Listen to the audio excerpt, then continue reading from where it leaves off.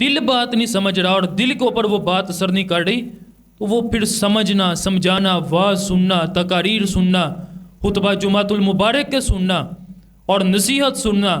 اور دوسروں کا سمجھانا رتی بھر بھی انسان کو فائدہ نہیں دیتا۔ اس لیے یہ چھوٹے چھوٹے گناہ ہی اس چیز کی طرف انسان کو لے کر چلتے ہیں، وہ بڑے گناہوں کی طرف مبذول ہو جاتا ہے۔ اس لیے اپنے آپ کو چھوٹے گناہوں سے بھی، یہ چھوٹے چھوٹے گناہ یہ جب جمع ہونا شروع ہو جاتے ہیں تو گویا وہ اللہ کی نافرمانی ہوتے ہیں، وہ بڑے گناہوں کی طرف ہی انسان کو مجبور کرتے ہیں کہ بڑے گناہ کی طرف چل۔ اور ایک یہ بھی چیز ہے، انسان جب ایک گناہ کرتا ہے، پہلی دفعہ اس نے گناہ کیا، اس نے اپنے دل کے اوپر بڑا بوجھ محسوس کیا کہ میں نے اللہ کی نافرمانی کر لی، پھر وہی گناہ دوسری دفعہ کرتا ہے، وہ اس کا دل کے اوپر بوجھ یا اس کی ندامت یا شرمندگی کم ہو جاتی ہے، پھر وہ تیسری دفعہ گناہ کرتا ہے، وہی ندامت اور شرمندگی کم ہوتی چلی جاتی ہے۔ جو گناہ کرتا چلا جائے گا اور جو اصرار کرتا چلا جائے گا گناہ کے اوپر اور مستقل مزاج سے گناہ کرتا چلا جائے گا،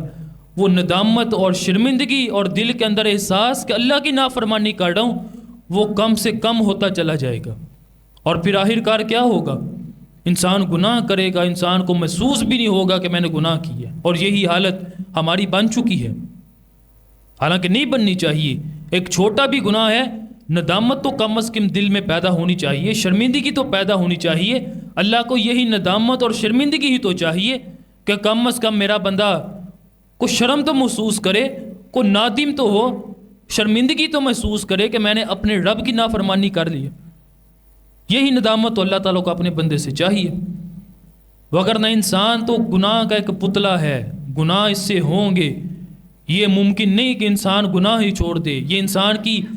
حقیقت کے اندر یہ چیز نہیں رکھی گئی کہ وہ گناہ نہ کرے۔ انسان کی حقیقت یہ ہے کہ انسان گناہ کرتا ہے، رستے سے بھٹکتا ہے، راہ راست سے اس کے قدم ڈگمگاتے ہیں، اللہ کی نافرمانی کی طرف شیطان اس کو لے کر جاتا ہے، اس کا نفس اس کو بھٹکاتا ہے، اس کے ساتھ ایک جو